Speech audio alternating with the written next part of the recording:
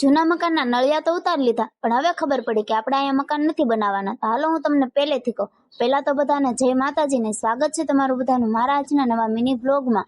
હવારમાં આપણે વ્લોગ ચાલુ કરી દીધો, કેમ કે આપણે ચેલેન્જ લીધેલો છે 10 દિવસનો, એટલે કન્ટિન્યુ વ્લોગ તો ચાલુ રાખવો જ પડે. અને પછી આવી ગયા આપણે જૂના ઘરે. ત્યાં તો દકુભાઈ ને આરવભાઈ બે ખાતા હતા ફેફસી. પછી મેં આરવભાઈને કીધું, આરવભાઈ એક સ્માઈલ આપી દો. આરવભાઈ મસ્ત મજાને એક સ્માઈલ આપી દીધી ને આ બાજુ જો બધા નળિયા ઉતારવાનું કામ ચાલુ કરી દીધું હતું. હરેશભાઈ, ભુલાભાઈ, અનિલભાઈ, મૈલાભાઈ, બાપુ એ બધા નળિયા ઉતારવાનું કામ ચાલુ કરતું હતું જો. અને બધા ઉતારીને સીધા લારીમાં જ ભરતા હતા, કેમ કે જે આ ફેરો ભરાઈ જાય એટલે આપણે વાડીએ મૂક્યા નતું. ને આપણું કામ હતું આજ દુકાને બેહવાનું. આખો દી આજ આપણે દુકાને બેહવાનું હતું. અંદર બધા કામ કરે છે એટલે બધા એકને જ દુકાને રહેવું પડે, એટલે આપણો વારો હતો દુકાને બેહવાનો. એટલે આખો દી આજે આપણે દુકાને બેહવાનું હતું. ને ઘડીક આપણે ઘરે જતા હતા. અને અત્યારે વાગી ગયા 10 ને બધા જો ચા પીવા બધા હેઠા ઉતરા છે ને પાછા પછી કામે પાછા લાગી જશે. અને 11 વાગ્યે રવિભાઈ અને પાર્થભાઈ બે આવી ગયા પેપર દઈને. અને પાર્થભાઈ જો નાસ્તો કરતા હતા. પેપર દેવા ગયા હોય એટલે ભૂખ તો લાગી જ હોય. અને પછી નળિયાનો ફેરો ભરાઈ ગયો અને બધા જાય છે વાડીએ ઠલવવા.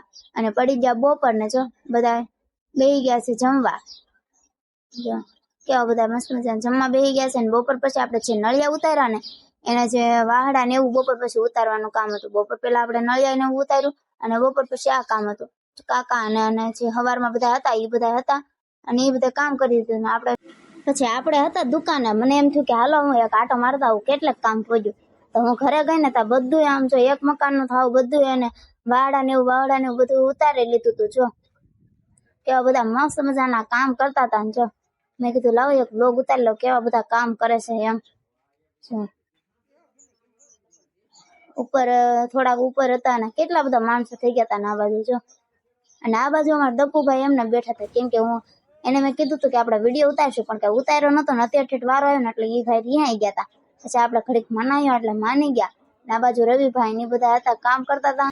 અને હવે આપણે અહીંયા મકાન નથી બનાવવાના. અને કેમ નથી બનાવવાના એ જોવા માટે આગલા વ્લોગમાં બના રહેજો.